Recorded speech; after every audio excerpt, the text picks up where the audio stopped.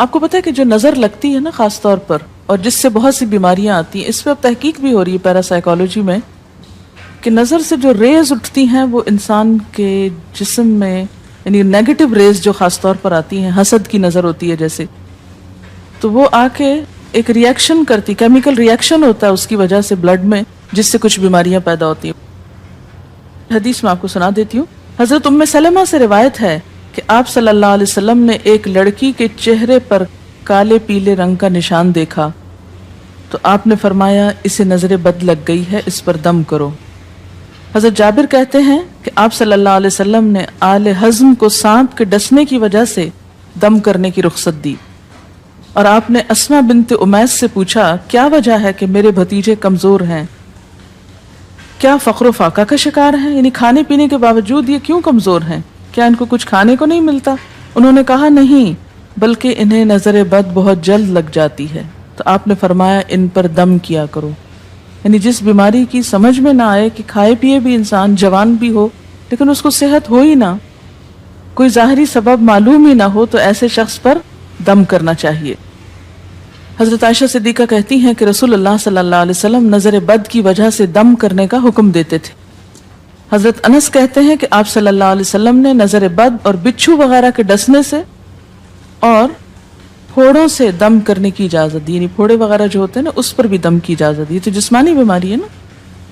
اور نظر کے بارے میں تو یہ بھی کہا گیا ہے، حدیث میں آتا ہے کہ نظر بد کا لگنا حق ہے، انسان کو اونچے پہاڑ سے گرا سکتی، کیونکہ ہوتا کیا ہے کہ جب ایک خاص اینگل سے دیکھا جاتا ہے تو دوسرے انسان کے جسم میں جیسے لرزہ سا آ جاتا ہے نا، اور انسان ہل جاتا ہے۔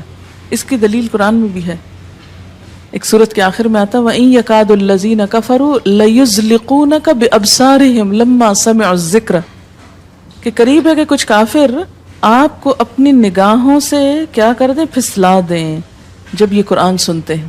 یعنی وہ سننے نہیں آتے تھے، صرف آپ کو گھورتے رہتے تھے۔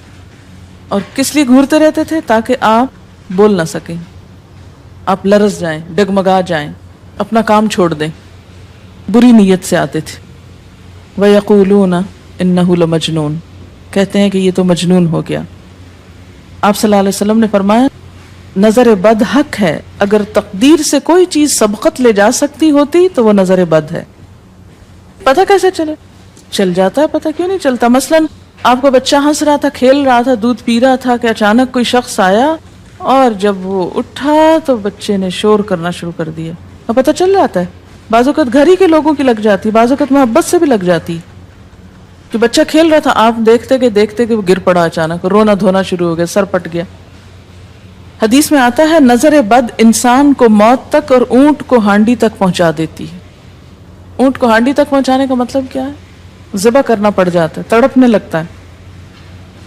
آپ صلی اللہ علیہ وسلم نے فرمایا اللہ کی قضاء اور تقدیر کے بعد سب سے زیادہ نظر بد کی وجہ سے میری امت میں اموات ہوں گی۔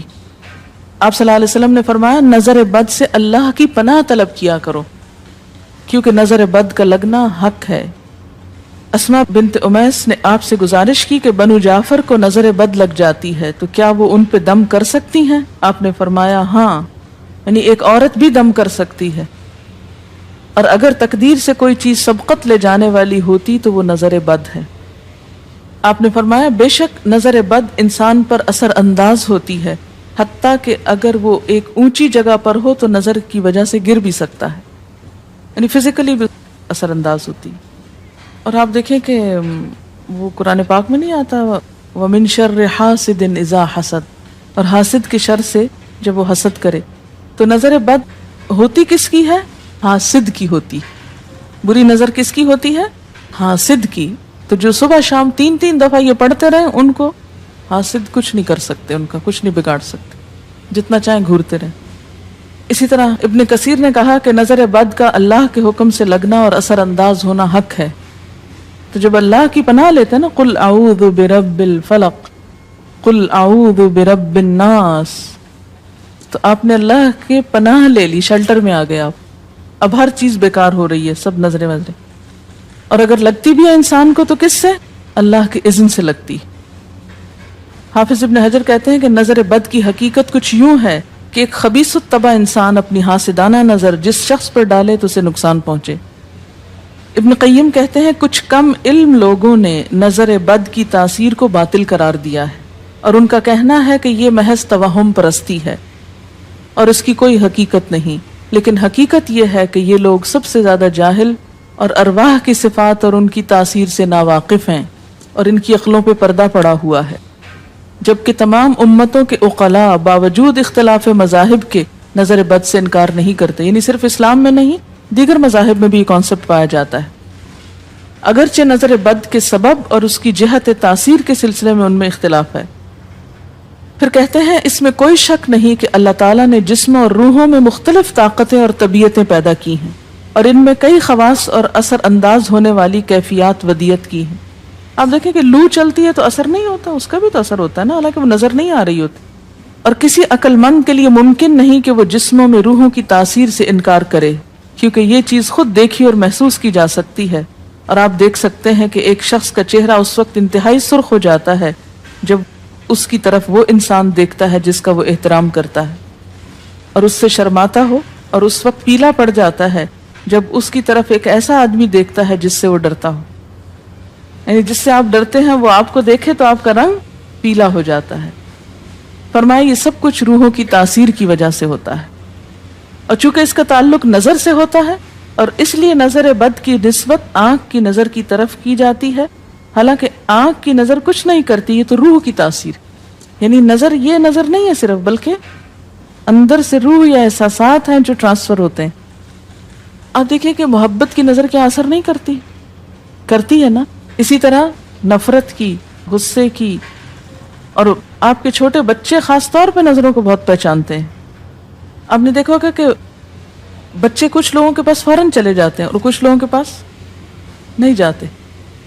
بچوں کی مثال اس لیے دے رہی ہوں کہ وہ معصوم ہوتے ہیں نا، ان کو کسی نے سکھایا پڑھایا نہیں ہوتا کہ ادھر جاؤ اور ادھر نہ جاؤ، اور اگر آپ سکھائیں پڑھائیں بھی تو پھر بھی وہ اپنی مرضی کرتے ہیں، آپ کی نہیں مانتے، تو وہ ایک طرح سے بہترین جج ہوتے ہیں۔ بعض لوگوں کو دیکھ کے بچے رونے لگتے ہیں، بعض کو دیکھ کے مسکرانے لگتے ہیں، یہ ایسا کیوں ہوتا ہے؟ اچھا، اسی طرح اگر کوئی شخص کانسٹنٹلی آپ کو دیکھ رہا تو آپ کانشیس ہو جاتے ہیں، آپ ٹھہر نہیں سکتے۔ اسی طرح اگر کوئی سٹیئر کر رہا ہو تو اس کی نظروں سے بعض اوقات خوف بھی آنے لگتا ہے۔ اللہ نے کیسی کیسی طاقتیں انسان کو دی ہیں، سلطان النصیرہ۔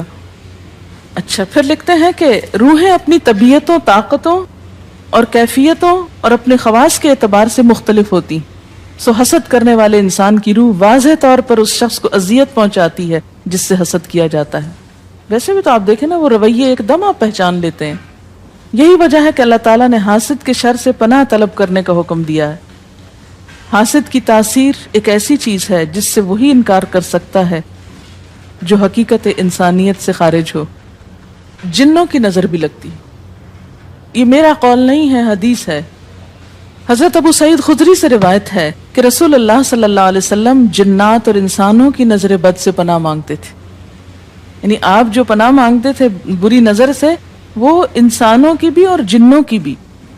پھر جب معوذتین الفلق اور الناس نازل ہوئیں تو آپ انہی کو پڑھتے اور باقی دعائیں آپ نے چھوڑ دی تھی، یعنی قل اعوذ برب الفلق، قل اعوذ برب الناس، پھر سب چیزوں کے شر سے بچنے کے لیے کافی۔ یاد رکھیے بعض اوقات اپنی نظر بھی لگتی ہے، خود کو بھی نظر لگتی ہے۔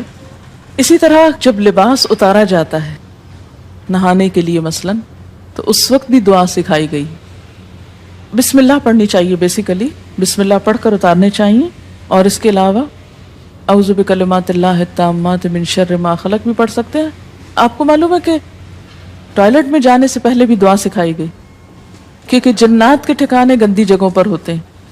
اللہم انی اعوذ بک من الخبث والخبائث، خبیث جنوں اور خبیث جننیوں، خبائث سے تیری پناہ میں آتا ہوں۔ یہ دعا کیوں سکھائی گئی؟ اسی لیے کہ اگر آپ وہاں پر موجود ہیں اور خصوصاً اگر آپ بے لباس ہیں تو بھی ایسی چیزوں کی نظر بھی لگ سکتی ہے اور وہ چیزیں اثر انداز بھی ہو سکتی ہیں۔ اسی لیے بلا ضرورت تنہائی میں بھی بے لباس ہونے سے منع کیا گیا ہے۔ بعض لوگوں کی عادت ہوتی ہے نا کہ وہ نہانے بیٹھتے ہیں تو وہیں کپڑے دھونے شروع کر دیتے ہیں، اور نہیں، بس فوراً اپنے آپ کو ڈھانکنے کی کوشش کریں، بلا ضرورت زیادہ دیر بے لباس نہ رہے۔ ایک حدیث میں آتا ہے، ابو امامہ کہتے ہیں کہ میرے باپ سہل بن حنیف نے غسل کا ارادہ کیا اور جب قمیص اتاری تو عامر بن ربیعہ ان کی طرف دیکھ رہے تھے. ان کا رنگ انتہائی سفید تھا اور جلد بہت خوبصورت تھی.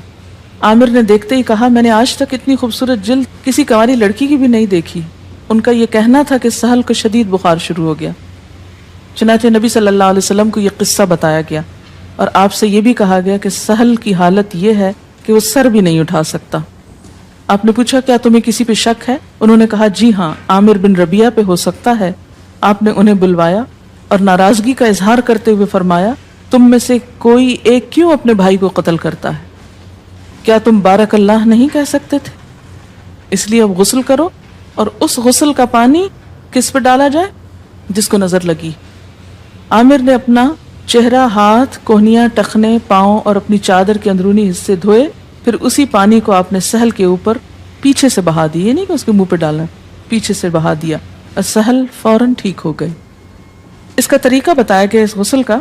ابن شہاب زہری کا کہنا ہے کہ ہمارے زمانے کے علماء نے غسل کی یہ کیفیت بیان کی ہے، جس آدمی کی نظر لگی ہو اس کے سامنے ایک برتن رکھ دیا جائے جس میں وہ سب سے پہلے کلی کرے اور پانی اسی برتن میں گرائے، پھر اپنا چہرہ دھوئے، پھر اسی پانی کے ذریعے اپنے ہتھیلیاں، دائیں ہاتھ اور ہتھیلی پہ پانی بہائے، پھر بائیں پر اور پھر دائیں کوہنی پر، پھر بائیں کوہنی پر، پھر بائیں ہاتھ سے اپنا دایاں پاؤں دھوئے، پھر دائیں ہاتھ سے بایاں پاؤں دھوئے، اور پھر اسی طرح گھٹنوں پہ پانی بہائے، اور پھر یاد رہے کہ سارا پانی برتن کے اندر جائے، اور اس کے بعد جس شخص کو نظر لگی ہو اس کے سر کی پچھلی جانب سے وہ پانی ایک ہی بار بہا دیا جائے.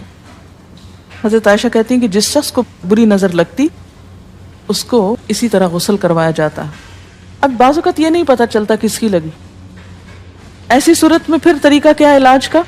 مریض کے سر پہ ہاتھ رکھ کر یہ دعا پڑھی جائے، بسم اللہ ارقیک من کل داء یؤذیک من کل نفس او عین حاسد اللہ یشفیک بسم اللہ ارقیک.